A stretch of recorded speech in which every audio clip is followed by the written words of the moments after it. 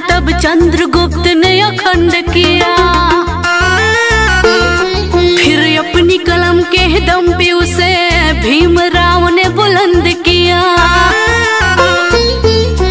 जब भारत अपना बिखरा था तब चंद्रगुप्त ने अखंड किया। फिर अपनी कलम के दम पे उसे भीमराव ने बुलंद किया। उस देश के कुर्सी पे अब तो ऐसा ठग है बैठा। उस देश के कुर्सी पे अब तो ऐसा ठग है बैठा। जो देश को ऐसे बेच रहा कि नाम पड़ा विक्रेता, वो चाय बेचते बेचते अब बन गया देश विक्रेता। आया देश विक्रेता, देखो आया देश विक्रेता। आया देश विक्रेता, देखो आया देश विक्रेता।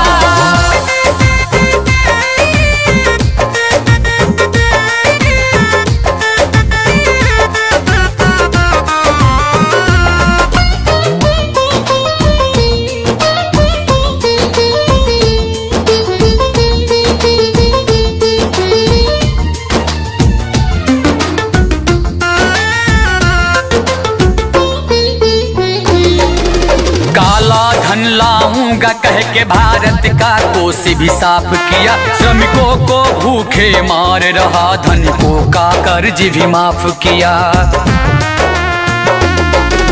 काला धन लाऊंगा कह के भारत का कोष भी साफ किया। श्रमिकों को भूखे मार रहा, धनिकों का कर्ज भी माफ किया। धनिकों का कर्ज भी माफ किया। धनिकों का कर्ज भी माफ किया। लाखों का सूट पहन के भी खुद को फकीर है कहता। जो देश को ऐसे बेच रहा कि नाम पड़ा विक्रेता, वो चाय बेचते बेचते अब बन गया देश विक्रेता। आया देश विक्रेता, देखो आया देश विक्रेता।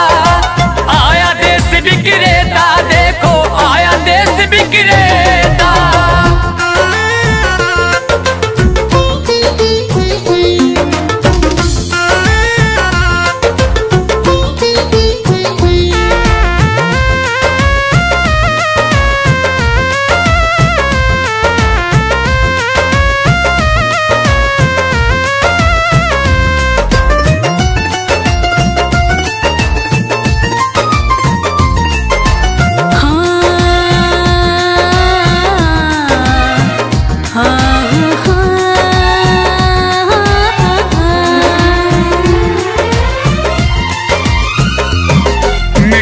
तो उसके जूते का कैसा है स्वाद बताती है। जब जब चुनाव हो तब उसको माँ की याद आती है।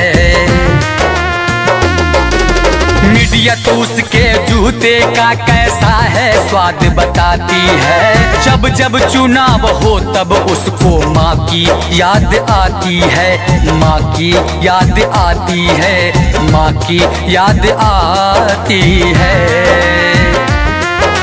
किसी का संग दिल पति है तो वो किसी का मतलबी बेटा। जो देश को ऐसे बेच रहा कि नाम पड़ा विक्रेता, वो चाय बेचते बेचते अब बन गया देश विक्रेता। आया देश विक्रेता, देखो आया देश विक्रेता।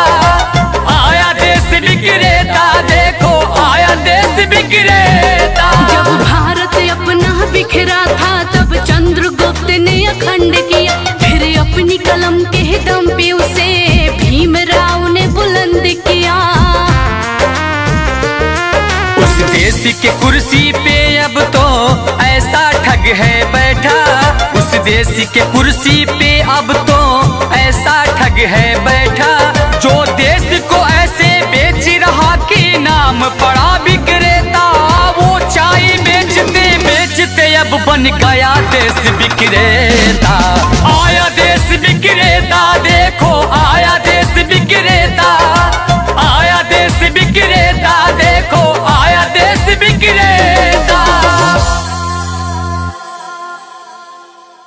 सब्सक्राइब कीजिए VG music company YouTube channel को और घंटी का बटन दबाएं मिशन गीत सबसे पहले सुनने के लिए